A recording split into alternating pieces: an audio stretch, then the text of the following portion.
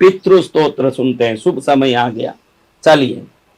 अर्चितानामूर्तानां पितॄणां दीप्त तेजसां नमस्यामि सदा तेषां ध्यानिनां दिव्य चक्षुषाम् इंद्रादीनां च नेतारो दक्ष मारीचयोस्तथा सप्तऋषीणां तथान्येषां तानमस्यामि कामदान् मन्वादीनां मुनीन्द्राणां सूर्यचन्द्रमसोस्तथा तान्नमस्याम्यहं सर्वान् पितॄनप्सद्वावपि नक्षत्राणां ग्रहाणां च वायव्यग्न्योर्नभस्तथा ध्यावा पृथ्व्योश्च तथा नमस्यामि कृताञ्जलि देवर्षीणां जनितृं च सर्वलोक नमस्कृतान् अक्षयस्य सदा धातॄन्नमस्येऽहं कृताञ्जलि प्रजापते कश्यपाय सोमाय वरुणाय च योगेश्वरेभ्यश्च सदा नमस्यामि कृताञ्जलि नमो घनेभ्य शब्दभ्यस्तथा लोकेषु सप्तसु स्वयंभुवे नमस्यामि ब्रह्मणे योगचक्षुषे सोमाधारान् पितृगणान् योगमूर्तिधरांस्तथा नमस्यामि तथा सोमं पितरं जगतामहम् अग्निरूपांस्तथैवान्यान् नमस्यामि पितॄनहम् अग्निशोममयं विश्वं यत एतदशेषत ये तु तेजसी ये चैते सोम सूर्याग्निमूर्तय जगत्स्वरूपिणिश्चैव तथा ब्रह्मस्वरूपिण तेभ्यो अखिलेभ्यो योगिभ्य पितृभ्यो यत्मानस नमो नमो नमस्ते मे प्रसीदन्तु स्वदाभुज। आहा, कितना सुंदर श्लोक। अब इसका अर्थ सुनोगे तो इतना सुंदर लगेगा, हर एक बोलेगा कि ये रोज मैं सुनूंगा, क्योंकि इसको सुनने के बाद कोई नहीं बचता। आप देखो, जो सबके द्वारा पूजित अमूर्त अत्यंत तेजस्वी ध्यानी तथा दिव्य दृष्टि संपन्न है, उन पितरों को मैं सदा नमस्कार करता हूं।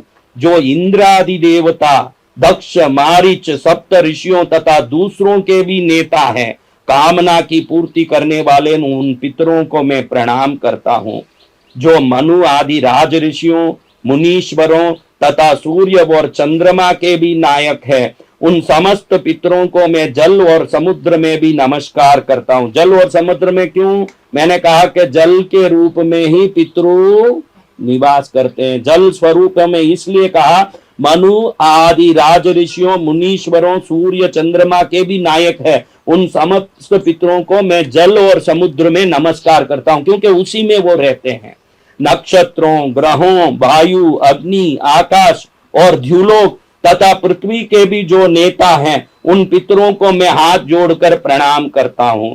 जो देवर्षियों के जन्मदाता समस्त लोकों द्वारा वंदित तथा सदा अक्षय फल के दाता हैं, उन पितरों को मैं हाथ जोड़कर प्रणाम करता हूं। प्रजापति कश्यप सोम वरुण तथा योगेश्वरों के रूप में स्थित पितरों को सदा हाथ जोड़कर प्रणाम करता हूं। सातों लोकों में स्थित 7 पितृगणों को नमस्कार है। मैं योग दृष्टि संपन्न स्वयंभू ब्रह्मा जी को प्रणाम करता हूं। चंद्रमा के आधार पर प्रतिष्ठित तथा योग मूर्तिधारी पितृगणों को मैं प्रणाम करता हूं। साथ ही संपूर्ण जगत के पिता सोम को मैं नमस्कार करता हूं। अग्नि स्वरूप अन्य पितरों को मैं प्रणाम करता हूं, क्योंकि यह संपूर्ण जगत अग्नि और सोममय है। जो पितर तेज में स्थित है, जो ये चंद्रमा सूर्य और अग्नि के रूप में दृष्टिगोचर होते हैं, तथा जो जगत स्वरूप एवं ब्रह्म स्वरूप है, उन संपूर्ण योगी पितरों को मैं एकाग्र चित्त होकर प्रणाम करता हूं। सभी पितरों को बारंबार नमस्कार है। वे स्वदा भोजी पितर मुझ पर प्रसन्न हो। सदा भोजी यानी मैंने कहा पहले ही स्वदा स्तोत्र में कि ब्रह्मलोक में ब्रह्म देवता स्वदा देवी की स्तुति कर रहे थे। उस समय अचानक उनकी स्तुति से प्रसन्न होकर स्वदा देवी ब्रह्मलोक में ब्रह्मा के सामने प्रकट हुई।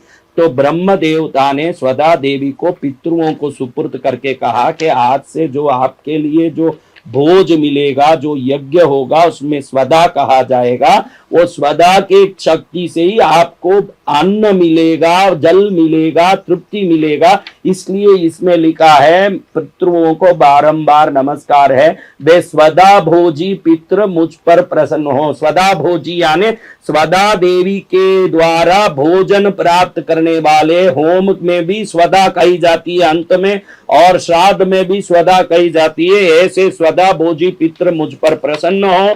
हमारे घर में किसी भी जाने अनजाने में पितृदोष लगा हो, जिसमें शरीर में रोग के कारण घर के सदस्य कोई परेशान हो या खुद परेशान हो, कोई उदारी के कारण धन की कोई आर्थिक समस्या के कारण परेशान हो, कमाया हुआ टिक नहीं रहा हो, या कमाया हुआ किसी गलत कामों में ही सदा खर्च होता हो, रोग में, हॉस्पिटल में, जेल में, कोर्ट में, पुलिस में, विभिन्न लपड़ों में खर्च हो रहा हो, तो ये सब पितृदोष का लक्षण है। पितृदोष 3 ही दोष हो सकता है, मैंने बताया।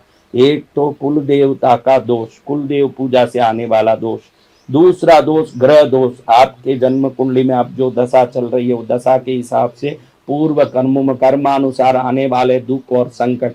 और मुख्य है पितृदोष, क्योंकि ग्रह तो 9 है, कुल देवता तो 1 है। अब कितने पीढ़ी पहले किस पितृ का श्राप लगा और कब से ये चलता आ रहा है,